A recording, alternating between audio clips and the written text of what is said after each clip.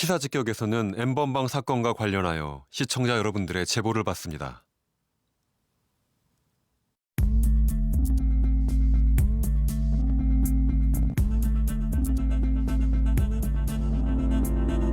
(20년) 전 금기를 깬 한 여성이 있었습니다. 완성이 엉덩이는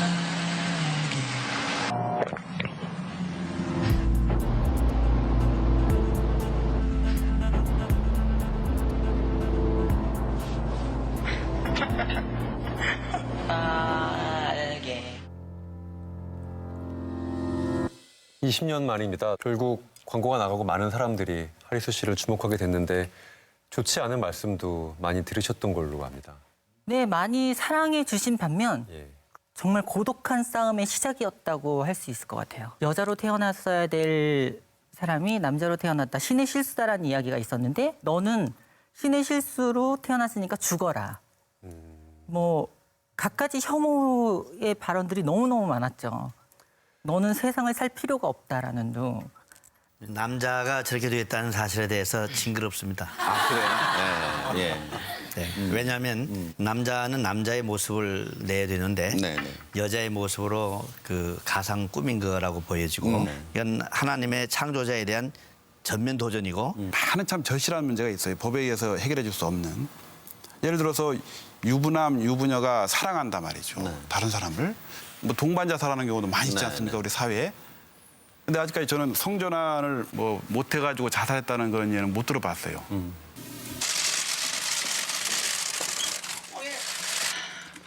네, 저는 제6군단 5기관 야당 전차 조종소 하사 변희소입니다. 저희 성별 정체성을 떠나 제가 이 나라를 지키는 훌륭한 군인 중 하나가 될 수 있다는 것을 모두에게 보여주고 싶습니다. 저는 대한민국 군인입니다. 감사합니다. 통일!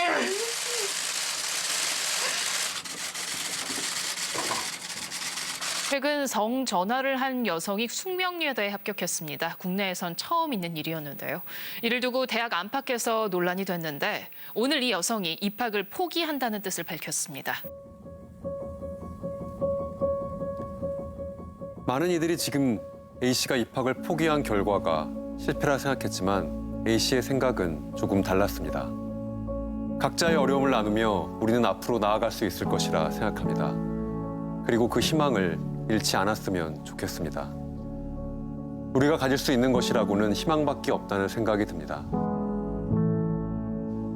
언젠가는 더 나아지리라는 희망마저 잃어버린다면 우리들의 삶에서 희미한 빛조차 사라진다는 생각이 듭니다.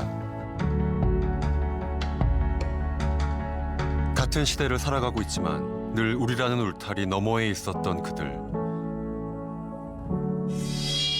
20년 만에 다시 세상은 트랜스젠더를 이야기하고 있습니다.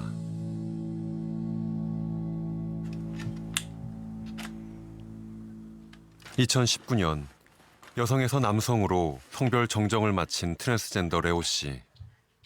가슴 절제 수술을 받고 호르몬은 시작하지 않은 상태였어요.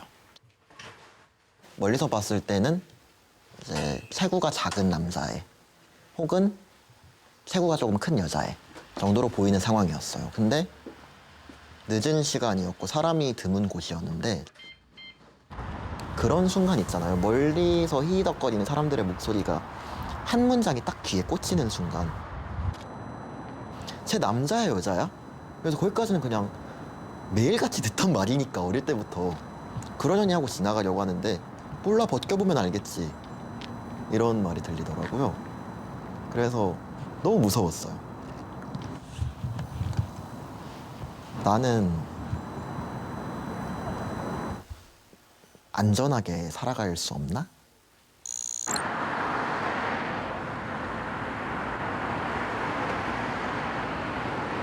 언제까지 이렇게 살아야 되나? 언제까지 이렇게 내 편 하나도 없고 나 사랑해주는 사람 한 명도 없고 잠잘 때가 그래서 제일 행복한 거예요. 아무 생각이 안 드니까.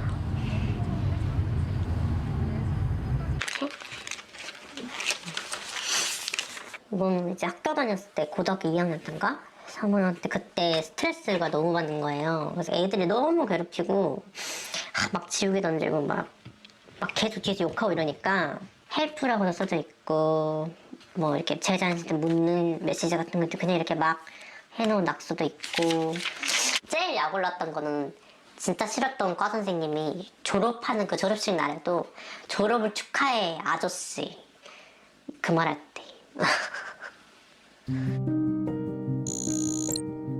상당수의 트랜스젠더 청소년들은 놀림과 따돌림 속에 정규 교육 과정을 마치지 못합니다.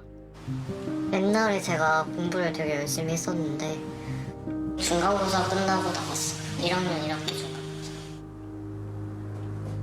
다니는 거 자체가 너무 힘들어서 그냥 가면은 토하고 어지럽고 그래갖고 저는 그냥 도망친 거죠.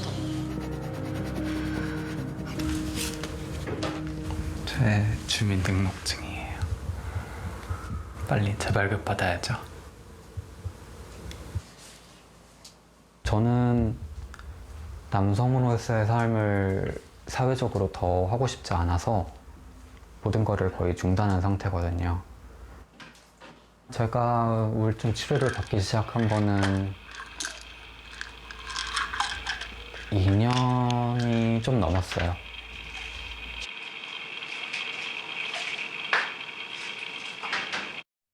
제가 하고 싶은 걸 살아온 기억이 많이 없어요. 너무 억누르다 보니까. 그냥 이거 아니야. 이거 나 아니야. 스스로 부정하고 살게 되는 거죠. 아, 나는 이상한 생각을 잠시 했던 거일 뿐이야. 정체성의 혼란을 감내하는 과정에서 마음의 병 또한 깊어갑니다. 한 0.5%에서 많게는 0.7%까지 이렇게 보고가 되고 있기 때문에 우리나라도 한 0.5에서 0.7% 되지 않을까 이제 그렇게 유추가 되고요. 이 트랜스젠더 분들이 느끼는 어떤 정신적인 스트레스, 주로는 물론 신체나 어떤 자신의 젠더에 대한 불편감 때문에 느끼는 스트레스가 많지만 상대적으로 또 이 사회 구조 아니면 인간관계 내에서 느껴지는 스트레스가 굉장히 큽니다.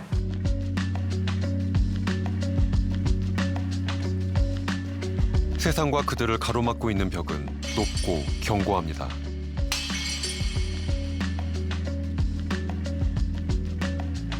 오해와 편견에서 시작된 혐오의 벽입니다.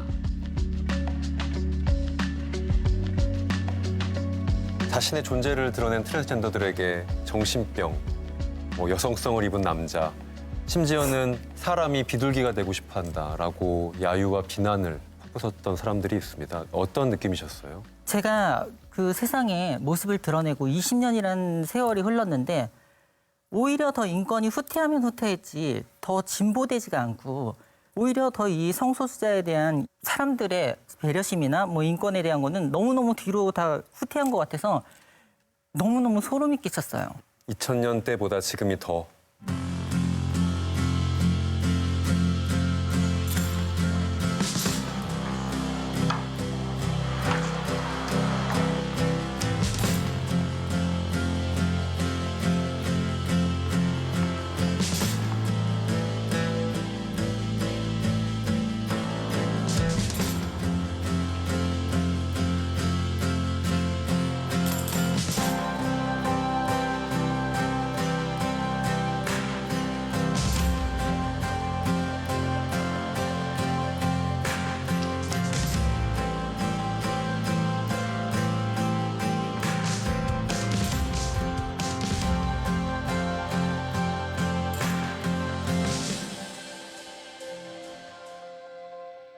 반갑습니다. 각자 자기소개 좀 부탁드립니다. 네, 저는 여자에서 남자로 살고 있는 FTM 트랜스젠더 장성환이라고 합니다. 저는 남자로 태어났지만 지금 여성의 삶을 살고 있는 오희나라고 합니다. 신하 씨는 언제 트랜지션을 좀 결정하시고 또 어떤 과정을 통해서 하셨나요? 그냥 어릴 적부터 나는 내가 나대로 살아왔는데 사람들이 보기에는 뭔가 이렇게 여자 같고 기집애 같고 이렇게 말들을 하시니까 그냥 그런가 보다 했는데 이제 사춘기가 6학년 때 왔었는데요. 예. 그때부터 이제 혼란을 겪었어요. 일단은 좋아하는 이성이 남자였고 그리고 고1 때 텔레비전에 아리스 언니가 나오시면서 아 이렇게 수술도 되고 이렇게 당당하고 행복하게 살 수가 있구나. 저게 바로 나다. 딱 이런 확신이 들었어요. 그 하리수님이 이게 나오실 때까진 트랜스젠더라는 단어 자체도 저는 몰랐어요. 그냥 나는 그냥 괴물. 내가 생각할 때. 제가 죄인이네. 아니. 그냥 그러니까 내가 이상하다. 자기를 설명할 수 있는 용어가 없었던 거죠. 그렇죠. 유치원 때 이제 유치원 애를 보내야 되는데 머리 묶는 것도 싫어해, 치마 입는 것도 싫어해. 맨날 뭐 하려고 그러면 울면서 도망다니고 하니까 그것 때문에 지각하고 막 이런 것 때문에 엄마가 너무 스트레스를 받으셔가지고 초등학교 올라갈 때부터는 아예 머리를 그냥 잘라주셨어요. 근데 이제 2차 성징이 시작되고 뭐 첫사랑이 생기고 중학교 때쯤일까요? 그쵸. 저도 이제 중학교 입학하고 나서 그때부터 계속 드는 생각은 아, 왜 나만 이상하지? 왜 주위에 아무도 그런 사람이 없는데 왜 나만 그러지? 계속 이렇게 쌓이다 보니까 저도 이제 뭐 우울증이나 대인기피증도 있었고 저기 나온 온갖 정신병이 다 오더라고요. 계속 그냥 살았어요, 그렇게. 우울하면 우울한 대로 그냥. 그러다가 이제 27살에 두 번째로 이제 안 좋은 시도를 하게 됐는데 아, 그때는 진짜 너무 억울하더라고요. 너무 억울하고 분하더라고요. 내가 지금까지 행복한 날이 없었는데 남들 다 꿈꾸고 막 난 나중에 뭐 될 거야 할 때 나는 꿈이 사라지고 있었고 다른 사람들 이 젊은 청춘을 막 즐길 때 나는 그냥 살아있으니까 살아있었는데 이게 이러다가 내가 27살에 이렇게 가? 이게 너무 억울한 거예요. 너무 살고 싶더라고요, 진짜.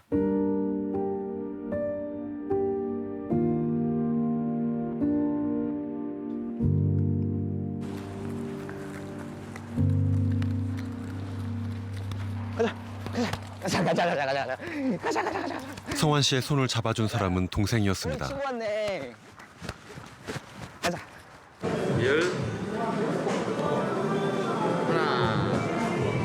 2013년 동생과 상의 끝에 성전환 수술을 시작해 3년 만에 법적 성별 정정까지 마친 성환 씨. 3개 더 해? 요즘은 동생과 함께 몸을 만들고 있습니다.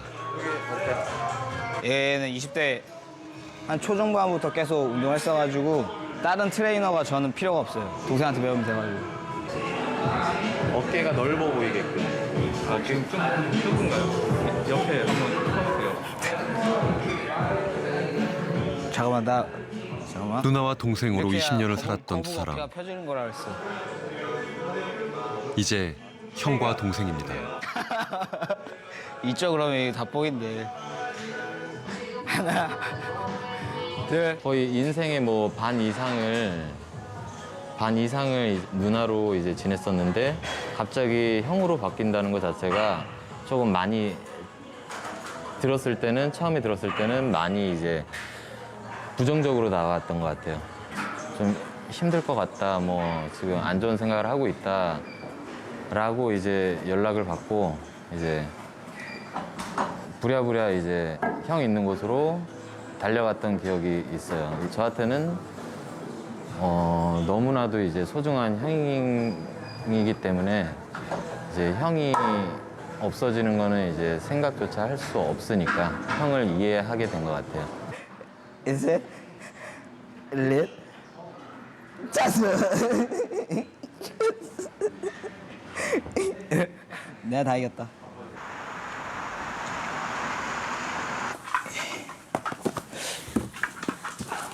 어릴 때 그 돌 사진인데 제가 너무 울어가지고 라이터 지어주셨더니 안 울었다고. 라이터를 돌잡이로 하셨어요? 라이터를 지어주셨더니 뭐 있는 게 없어가지고 안 울었다고. 이게 제일 제가 애정하는 사진인데 어릴 때 사진 보면 이렇게 딸 하나, 아들 하나 이런 느낌이잖아요. 근데 얘는 둘 다 아들 같아, 큰 아들, 작은 아들 같아서 요 사진 제일 좋아해요. 이상하게 그 꽃무늬 셔츠를 입어도 그죠. 아들 같은 느낌이죠. 그거 그나마 엄마가 그래도 저기라고 꽃무늬로 사준 건데 그래도 느낌이. 그는 먼 길을 돌아 30년 만에 본래의 자신을 찾았습니다. 탑 수술도 안 했을 때인데 몇 살쯤이지? 이게 한 26? 제가 그래도 더 많이 웃는다고 하더라고요. 사진 찍었을 때 그 표정도 그렇고 평소에도 그렇고 좀 많이 웃는 것 같다고. 3년 전엔 정장을 입고 동생의 결혼식에도 참석했습니다. 아버지의 아들로 사람들 앞에 선 첫 번째 자리였습니다. 처음 딱 들었는데 진짜 어이가 없고 내가 무슨 어디 주인공이 된 거 마냥 나한테 그런 일이 왜 생겼을까? 처음에는 그렇게 생각했어요. 진짜 눈물도 나고 처음에는. 근데 나중에 생각해 보니까 그는 본인 길이잖아요. 부모라고 어떻게 할 수가 없는 본인의 길, 선택. 그거를 그냥 존중하고 그렇게 살아야 된다 그러면은 그렇게 살아라 그러고 제가 동의를 해준 거예요. 동의를 해주시기까지의 기간이 있어요. 여기 밑에 발 조심하세요.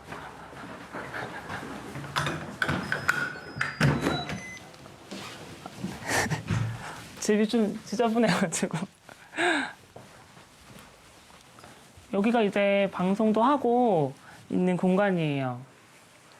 지하에 굳이 방 얻으신 이유가 있으세요?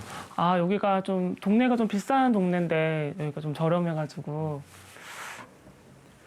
희나 씨는 6년 전 커밍아웃을 하고 트랜스젠더로서 인터넷 방송을 하고 있습니다. 한 분이 예전에 그 인터넷 방송할 때 한창 초반에 했을 때 선물로 주신 거예요. 이제 팬 미팅을 했었어요. 좀 작게 한 20명 정도 오셔가지고. 그녀는 구독자가 9만 명이 넘는 인기 진행자입니다. 제가 여기 제목에 써놨죠. KBS 시사직격이라는 프로그램 지금 촬영 중이에요. 지금 촬영 옆에서 하고 계시고요. 연두다님 반갑습니다. 파니님 그동안 돈 많이 버셨어요? 아니요. 1월달 동안 라이브 안 했잖아요. 만 해도 되게 까칠했었는데 오늘 가식 전해요. 응 아니야. 누가 들으면 오해하겠네. 얄미워 죽겠어 진짜. 방송만 아니었으면 그냥. 늘 상냥했어. 오늘은 많은 분들이 궁금해하는 인터넷 방송은 트랜스젠더가 희나 씨가 트랜스젠더로서 존재를 드러낼 수 있는 창구였습니다. 눈으로 보이는 그런 수술일 뿐만이 아니라 굉장히 성별 전환에 또 필요한 젠더라든지 절차와 비용 등을 상세히 안내해 일반적으로 잘 모르는 트랜스젠더에 대한 이해를 돕고 있다는 있습니다. 점을 알아주셨으면 좋겠고요. 2008년이요. 약간 초창기? 예전에 지방이식을 얼굴에 손을 댄 게 처음이었어요. 지방이식 해가지고 뭐 이런 거 기록 남기는 걸 괜히 좋아했어요.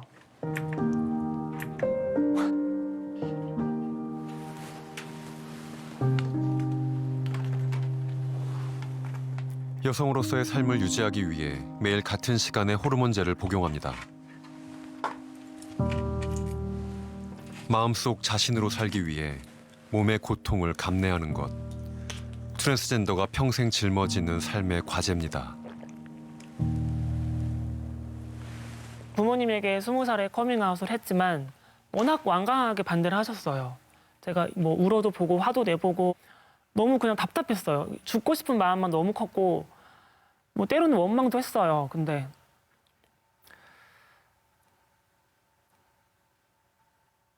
아무튼 가출을 해가지고 돈을 벌어서 내가 내 스스로 돈을 벌어서 마련을 해야 된다는 생각을 해가지고 죄송합니다.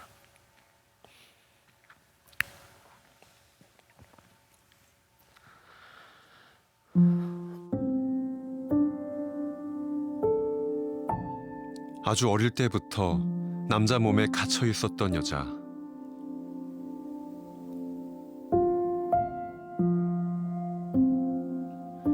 아무리 호소를 해봐도 자신을 구할 사람은 그녀 자신밖에 없었습니다.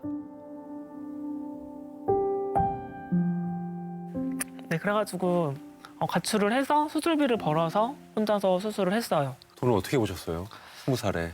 여러 가지 일들을 한다고 했지만 저의 삶의 계획은 빨리 수술해서 남들과 그런 달리기를 맞추자. 빨리 수술을 해서 빨리 끝내서 나도 평범하게 대학교 다니고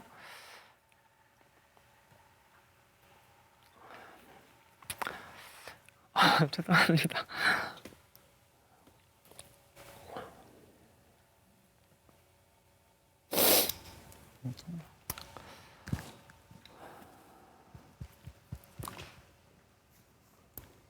빨리 수술을 해야겠다는 생각에 저는 트랜스젠더 바라 그러죠. 이제 이런 업소에서 일을 했어요.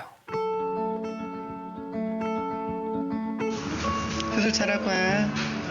2천만 원을 모은 그녀는 태국으로 갔습니다.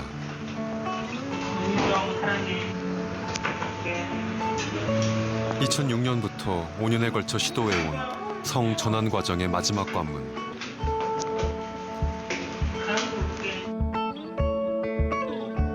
극도의 고통을 이겨낸 그녀는 2011년 마침내 그토록 원하던 법적 성별 정정을 이뤄냈습니다. 정신과 진단부터 해서 호르몬 치료 그리고 수술까지 대략 한 2, 3년 정도의 시간이 걸리고요. 근데 수술 받고 호적을 바꾸고 그러는 데까지 최소 4년에서 저는 한 10년 정도 걸린다고 봐요. 돈을 벌면서 차곡차곡 하나씩 해나가는 거예요. 정신과 상담을 1년 가까이 받고 그러면서 이제 호르몬도 처방을 받아서 투여를 하고 생식기는 없애는 수술까지는 해야 되거든요. 근데 이거 같은 경우에도 역시 가슴 수술처럼 해줄 수 있는 데가 많이 없고 그걸로 인해서 갱년기 증상이 쭉 나오는데 그것도 그냥 내가 한 거니까 내가 책임지는 거니까 느끼면서 그냥 사는 거고 그런 위험하고 부작용들이 있는 수술들을 이만큼 큰 돈을 들여서 해야 되고 사람들 수군거림, 사람들 시선 그것도 그냥 온전히 다 저 혼자 느끼면서 해야 되는 거거든요. 다 알면서도 어쩔 수 없이 하는 이걸 누가 그냥 태어난 대로 살면 되잖아. 저희들은 그 생각을 안 했을까요? 저희들이 제일 먼저 하지 않았을까요? 나는 왜 멀쩡하게 못 살아? 나는 왜 그냥 여자로 못 살아? 도전해볼까? 이렇게 해볼까? 수도 없이 해보기도 했고 도저히 안 되겠으니까 못 하겠으니까 이 어려운 걸 하는 거거든요.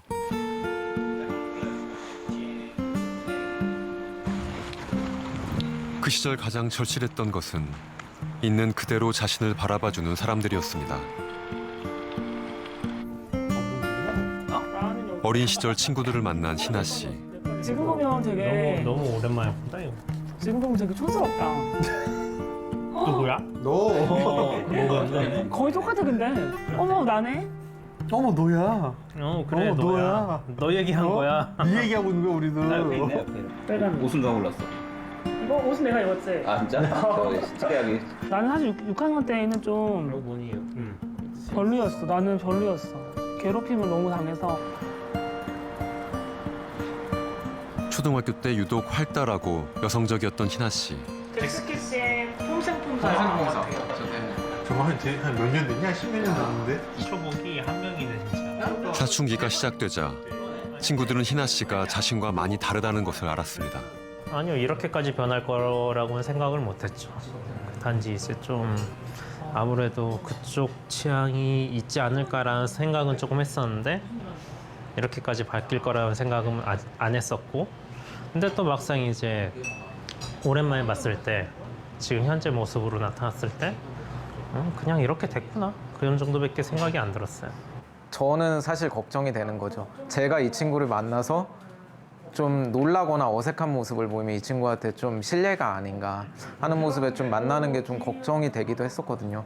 근데 막상 만나보니까 예전 외모만 바뀌었지 그 속에는 예전에 제 친구인 파니가 있었던 거예요. 본인이 살아가는데 불편한 일이 없고 자기가 살고 싶은 대로 사는 게 자기 사람 인생이니까. 근데 친구는 말 그대로 그거잖아요. 친구. 이때 내가 운동은 다 싫어했는데 달리기는 꽤 오랜 시간 다른 삶을 살다 변한 모습으로 돌아왔지만 친구는 친구였습니다. 달리기 엄청 빠른 거야 진짜. 사실 나는 그러니까 이 친구들 입장에서 나는 이기적인 사람인 거잖아요. 나의 미래를 위해서 다 버리고 어떻게 보면은 약간 배신했다고 느낄 수도 있고 나는 그렇게 나의 삶을 위해서 다 버리고 갔는데에도 내가 다시 돌아왔을 때 정말 이렇게 거리낌 없이 받아줬다는 게 지금 생각하면 너무 고마운 것 같아요.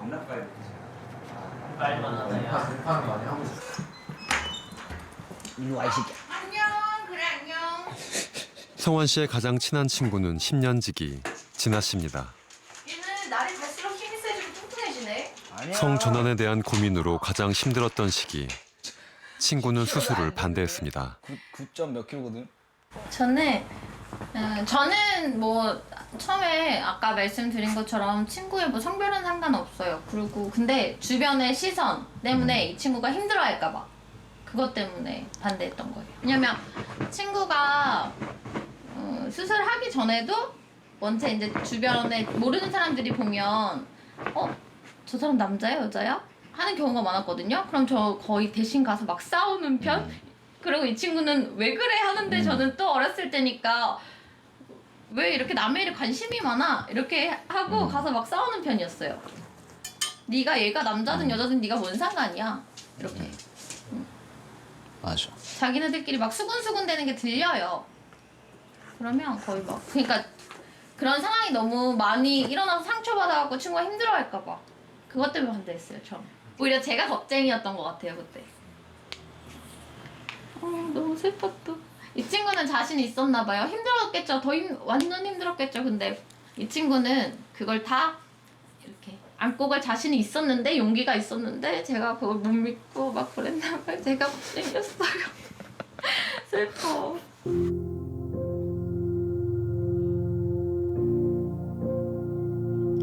어둡고 긴 터널 너머에 있는 자신을 찾아 떠나는 사람, 트랜스젠더.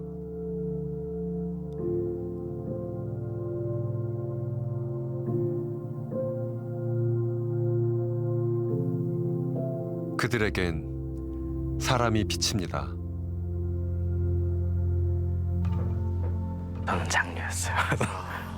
어느 정도 시작이 되고 부모님한테 말씀을 드렸었어요. 계속 엄마가 원한다면 엄마는 그냥 그 딸, 과거에 엄마가 키우던 그 딸이랑 같이 있어도 괜찮고 나랑 같이 안 가도 괜찮다고 말씀을 드렸었거든요. 정말 엄청 혼났죠. 말을 그따위 이러는 엄청 혼났었죠.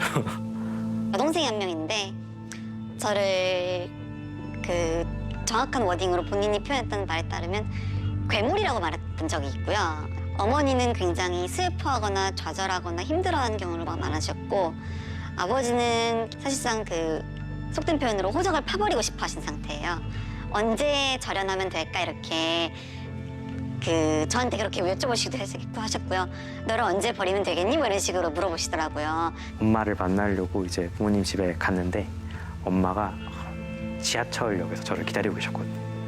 지하철을 타고 이제 가서 집 근처에 있는 데서 딱 내렸는데 어머니가 저기 멀리서 제가 오는 걸 보는데 그냥 그때의 감정이 그냥 우리 애가 오고 있어. 그냥 딱 그거였대. 내가 걱정했던 그 모든 것이 아니었어. 그냥 우리 애야. 우리 애라서 내가 얼마든지 받아들일 수 있어. 그냥 그러셨대요. 어머니 이제 그 전부터 제가 성소수자라는 건 계속 알고 계셨어요. 근데 어머니가 기본적으로 그런 태도를 가지고 계셨어요. 네가 성소수자라서 사람들이 혐오 표현을 하고 폭력을 가하는 건 네가 티를 안 내면 되지 않냐. 그래서 그때 울면서 엄마는 내가 성소수자라는 이유로 길에서 돌 맞아 죽을 수도 있다는 거 아냐고. 그래도 그런 식으로 대응할 거냐고. 어머니도 그때 딱 충격을 받으신 거예요. 내 가족의 일이구나. 지금 이렇게 쉽게 말할 일이 아니구나. 쭉 듣다가 하고 싶어 그래서 그랬더니 그래라 해라. 그렇게 말을 듣는데 너무 얼떨떨하더라고요. 내가 지금 제대로 들은 게 맞나? 꿈꾸는 건가? 그래서 울었어요, 그냥 그 자리에서. 그렇게 많이 다투고 싸우고 울고 불고 해도 어머니한테 인정받고 싶었어요.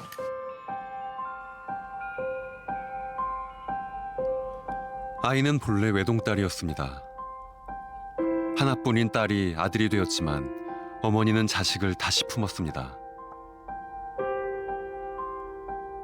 아드님이 언제부터 좀 남다르다라는 걸 느끼셨어요?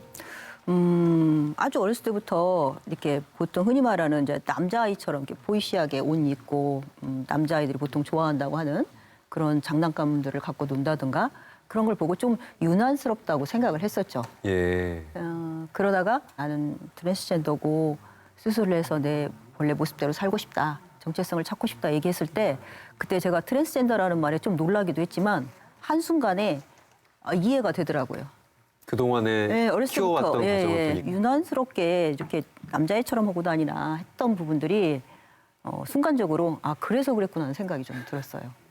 트랜스젠더고 수술을 받고 싶다라는 말씀을 들었을 때는 쉽게 수긍하시기 어려웠을 것 같습니다. 그걸 만약에 못하게 한다는 건 죽을 수도 있다라는 생각을 했던 상태였기 때문에 그래 하자 하고 나서 그 이후에 일은 잘 견디자 이제 그런 생각을 했던 거죠. 받아들이지 못하면 아이가 죽을 수도 있다라는 말씀해 주셨는데 제가 왜 그런 생각을 했냐면 몇 달 전에 그런 부모님 저희 모임하는 부모님의 아이가 한 명 그렇게 선택을 했어요.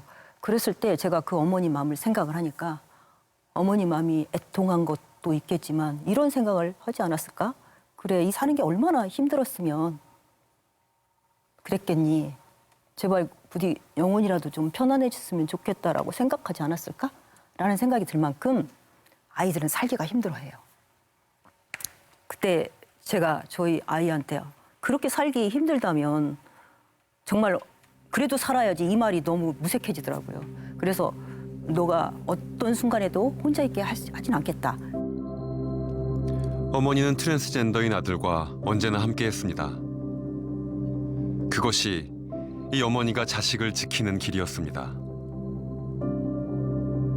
힘겹게 어머니께 말씀드리고 결국 트랜스젠더로서 아드님이 되셨습니다. 그 다음부터는 표정이 좀 밝아졌나요? 트랜지션을 하고 성별 정정을 하면서 그 부분에는 다행스러워하고 좋아했지만 실은 그 전보다 더 많이 반항을 한다고 그럴까? 좀 힘들어하는 부분이 나와서 저는 좀 이해가 안 됐어요. 트랜지션만 하면 모든 것이 다 해결이 되는 거 아니야? 예. 라고 했는데 이렇게 힘들어하는 모습을 보고 다시 생각을 해보니까 그 전까지 살면서 이게 성소수자가 아닌 사람도 갖고 있는 모든 세상의 고민이나 상처, 고통 그런 것들을 다 유예시켰던 거죠. 수술을 하고 나니까 그런 모든 것들이 다 올라오는 거예요. 네, 그래서 수술하고 나면 그것은 끝이 아니라 그때부터가 이제 어떤 삶의 시작인 건데 이제 그게 좀 이해가 안 될 때는 도대체 뭘 더 어떻게 해주라는 말이야 이렇게 제가 상처를 주고 그랬죠. 저도 이거랑 똑같은 고민을 했어요. 이제 20살 때 성전환 수술을 딱 하고 나서 성전환 수술만 하면은 모든 게 다 끝날 거라는 딱 생각을 했었는데 성전환 수술을 딱 하고 나니까 내 앞으로의 직업을 살아야 되는데 나는 이제 인생을 살기 위한 준비 단계에 선 거예요. 여자가 딱 됐는데 그걸로 끝일 줄 알았더니 거기서부터 내 인생이 시작이었던 거죠. 그러니까 그때 이제 20살에 태어난 여자가 된 거예요. 그녀는 64살의 트랜스젠더입니다.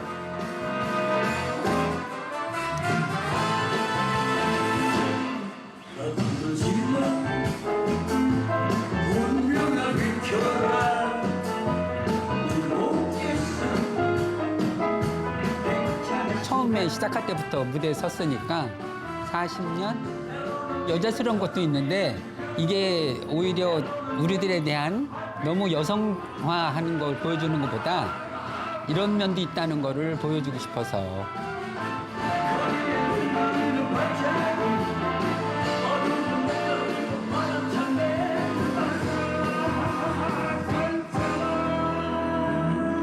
고등학교 다니다 나왔으니까 18인가? 내가 바깥으로 나오면 분명히 나 같은 사람들이 있을 것이다 생각을 하고 난 내가 찾아서 나왔어요. 왜냐? 대거 가면은 너무너무 힘들 것 같았어요, 내가.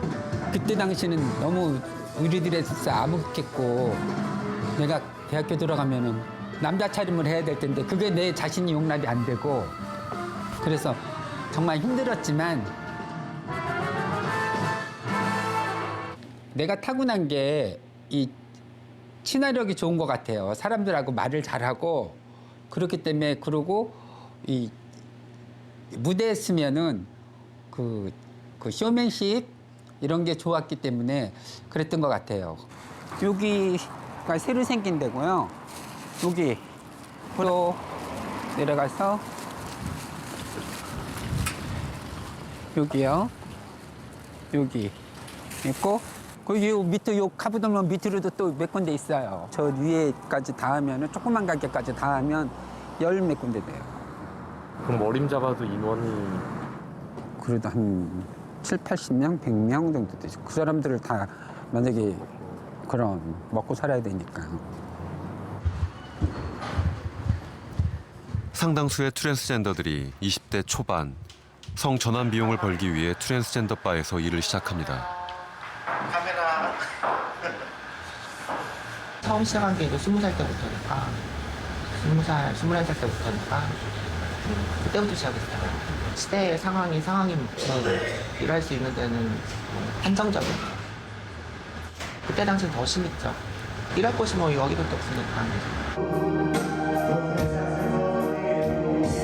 하지만 꿈이 있었습니다. 피부 관리사를 하고 싶었었어요. 그래가지고 이제 피부 관리 학원도 다녀보고 또 미용 학원도 다녀보고 했었거든요. 근데 이제 이게 그때 당시만 해도 사회적으로 이제 뭐 호적으로 여성이 안 되다 보니까 이렇게 제가 위축이 되는 거죠. 이제 시험을 보고 이제 뭐 자격증을 따려고 해도 모습은 여잔데 그때는 호적 정정이 안 됐을 때니까. 그녀는 최근 인터넷 방송을 통해 커밍아웃을 했습니다. 이제 트랜스젠더가 스스로 나서서 권리를 찾아야 할 때라고 생각했기 때문입니다. 뭐 트랜스젠더라고 뭐 군인이 꿈이라는 게 이상할 수는 없는 거잖아, 그렇죠? 앞으로 이제 나오는 트젠 4세대, 5세대, 6세대 이런 분들이 있을 거 아니야. 그러면 그런 사람들한테 우리가 힘을 좀 실어줘야 되지 않을까요? 19의 트랜스젠더 희원 씨.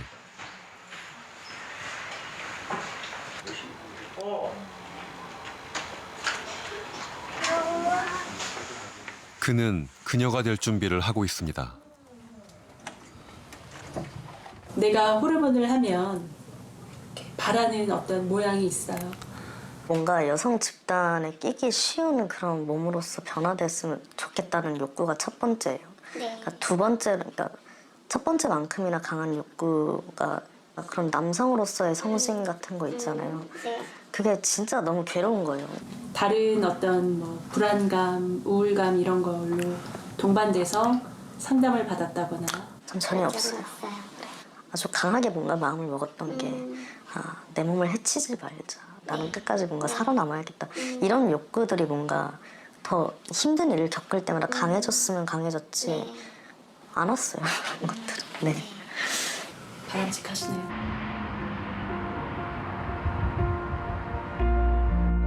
중학교를 자퇴하고 나서 중국집 알바를 했었죠. 내심 자괴감이 들더라고요. 아직 그 당시는 중학교 검정고시도 안 봤을 때라서 초졸이었거든요.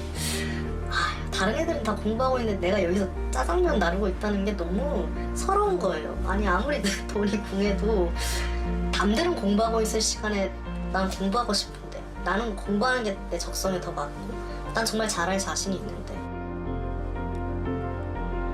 희원 씨는 독학으로 올해 4년제 대학에 입학했습니다.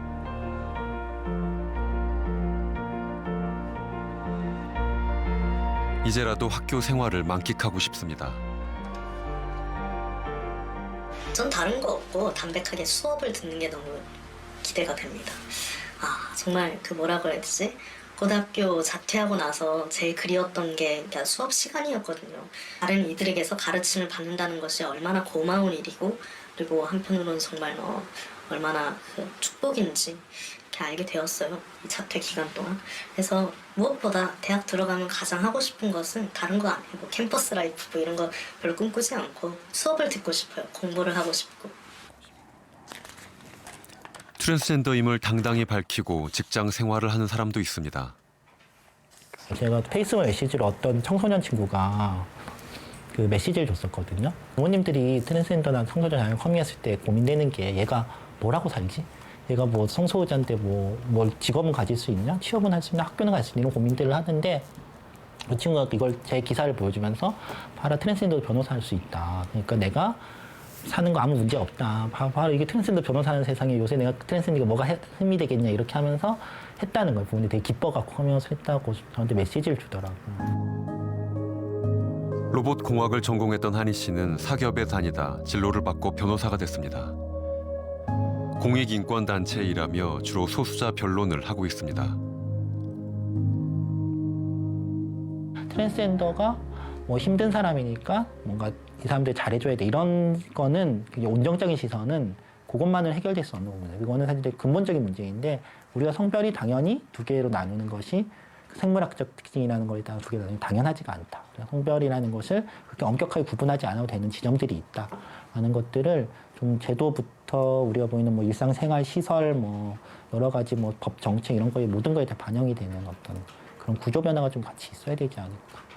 우리나라에서 트랜스젠더에 대한 인식이 가장 앞서 나간 곳 중 하나가 의외로 보수적이라고 평가받는 사법부였습니다. 지금으로부터 14년 전 대법원 판결입니다. 성전환자도 인간으로서의 존엄과 가치를 향유하며 행복을 추구할 권리와 인간다운 생활을 할 권리가 있고 성의 결정에 있어서 생물학적 요소와 정신적, 사회적 요소를 종합적으로 고려해야 한다. 이 종합적이라는 표현의 의미가 있을 것 같습니다. 사실 우리가 아기가 태어났을 때 그 성별을 물어보고 지정을 해주진 않죠. 예. 태어난 이후에 이제 살아나가는 과정에서 자신의 성별을 다른 쪽으로 이제 느끼게 되는 경우가 있거든요. 이런 사람들을 이제 통칭해서 우리가 트랜스젠더라고 부르는 것이고요. 이런 경우에 성별을 정정해 줄 것이냐 말 것이냐 이것이 이제 판례에서 논점이 되었던 부분입니다. 저 판결을 기점으로 법적인 성별 정정이 비로소 가능하게 됐는데 한계가 있는 판결이다라는 비판도 꽤 있었습니다. 그 요건들이 굉장히 좀 까다롭게 되어 있습니다. 부모의 동의를 요구한다거나 아니면 외과적 수술을 필수적인 요건으로 한다거나 성별 정정이 가능해지긴 했는데 그 요건이 너무 까다롭지 않은가 이런 비판들이 계속돼 왔습니다.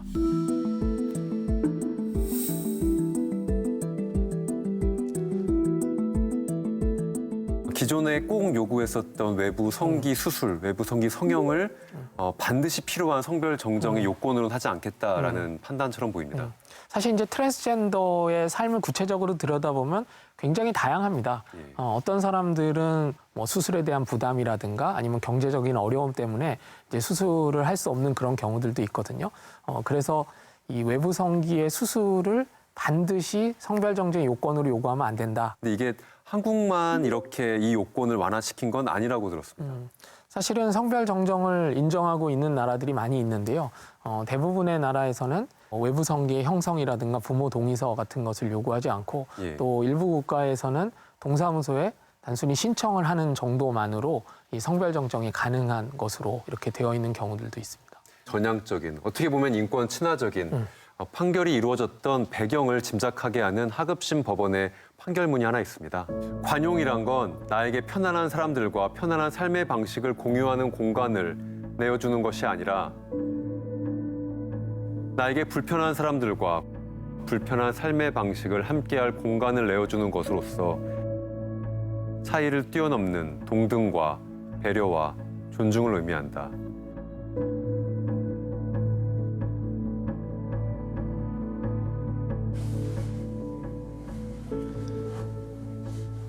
트랜스젠더로 평생을 살아온 색자 씨. 앞에는 돋보기예요.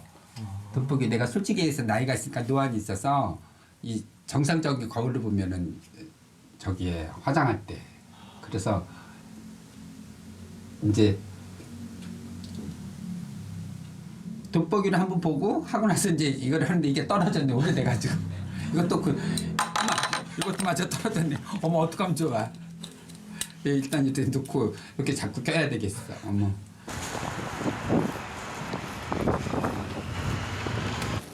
이 동네는 변한 게 없어요. 별로. 진짜 별로.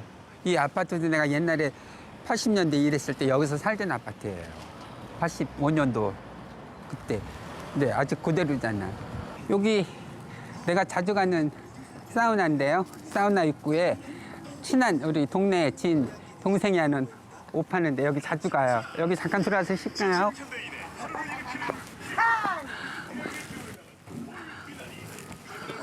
안녕. 괜찮아? 있으면 어때?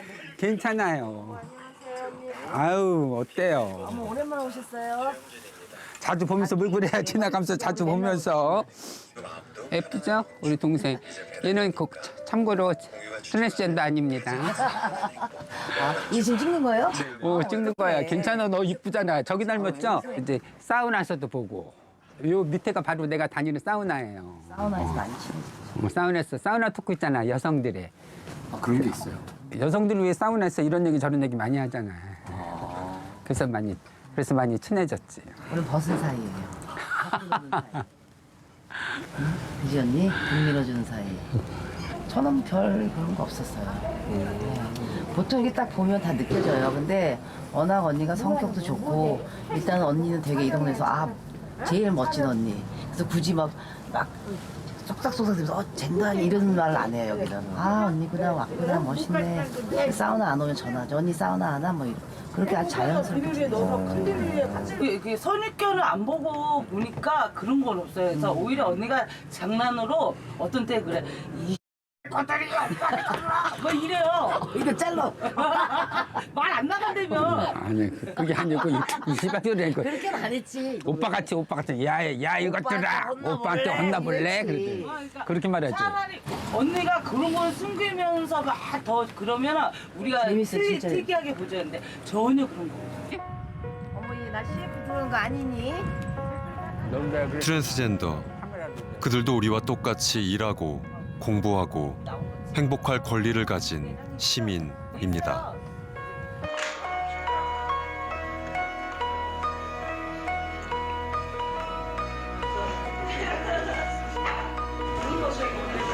녹화한 기분은 어떠셨어요?